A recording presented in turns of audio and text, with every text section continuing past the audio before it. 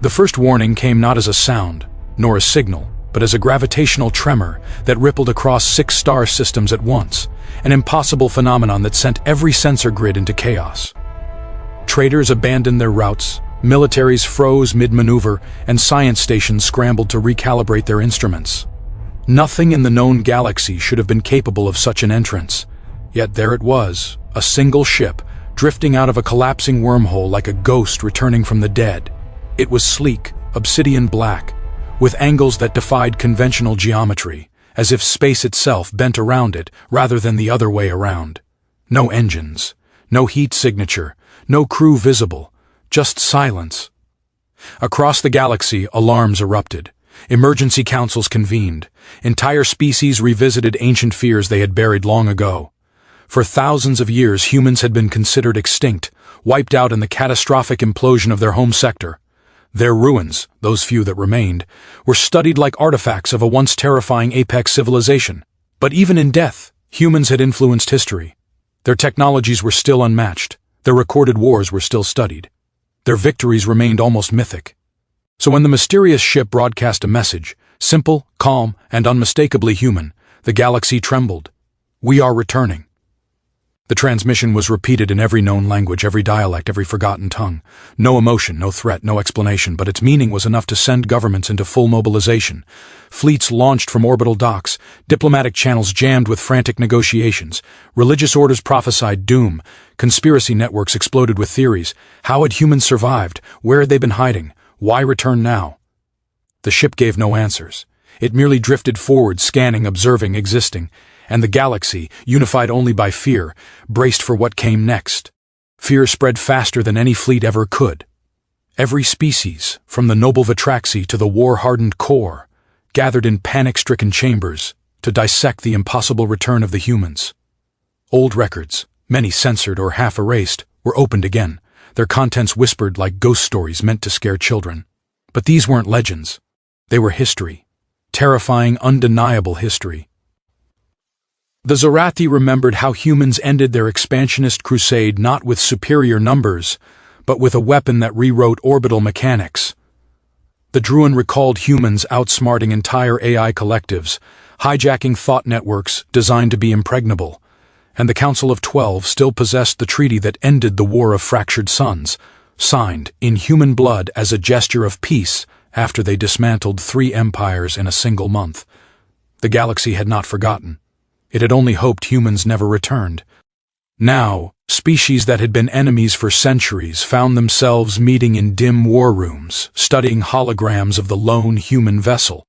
Its technology was beyond comprehension, smooth, flawless, with no visible seams or access points.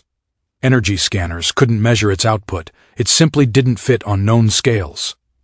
The more they examined the ship, the more frightened they became.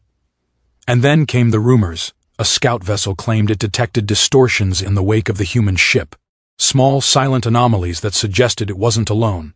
Another empire reported their deep space telescopes catching ghost signatures, as if something was watching from the edges of perception. Panic grew into paranoia. Admirals demanded preemptive strikes. Politicians insisted humanity intended conquest. Religious leaders declared the return a cosmic judgment. Even pacifist species quietly reinforced their orbitals. Everyone remembered humans as unpredictable, unstoppable, brilliant, and devastating, and the thought of them returning after centuries in the shadows raised one question that haunted every mind. If this was only one ship, how many more were coming? The tension had grown so thick in the void that even the stars seemed to hold their breath. Dozens of fleets surrounded the human vessel at a distance, arranged in a trembling ring of firepower. Every admiral swore they were there only to observe. Every soldier whispered the truth. They were there because they were terrified, and terror does not think clearly. The first shot came from the Core Dominion's flagship Vraxis Eternal, commanded by High Admiral Dravok, a man whose paranoia was legendary even among his own people. He believed hesitation was the first step to extinction, and as he stared at the silent human ship on his view screen, his pulse quickened. No movement, no communication, no visible weapons.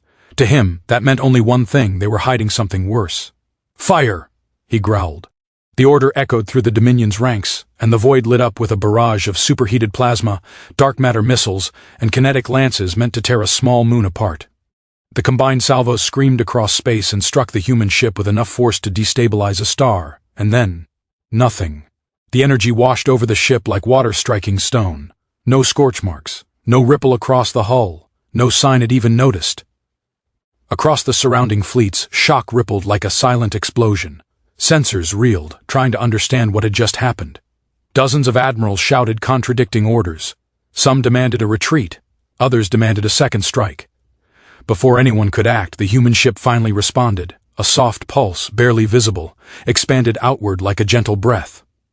But its effect was immediate and absolute. Engines died, weapons powered down, shields collapsed. Entire fleets went dark, helpless but unharmed, drifting like toys caught in a tide they could not resist. Then came the transmission. "We do not wish to fight you, but we will not suffer unprovoked aggression." The words were calm, controlled, almost disappointed, but no one heard the tone. They heard only the terrifying truth. If humans wanted war, the galaxy didn't stand a chance. The first confrontations that followed could hardly be called battles. They were massacres, but not in the way the galaxy expected. Whenever a fleet opened fire on the human ship, its defenses reacted instantly, bending the very laws of physics. Missiles vanished into tiny shimmering pockets of folded space. Energy beams diffused into harmless ripples. Kinetic weapons slowed, warped, and crumbled as though time itself refused to let them strike. Not a single enemy shot ever reached the hull. Yet the humans retaliated with an almost painful restraint. They did not fire back.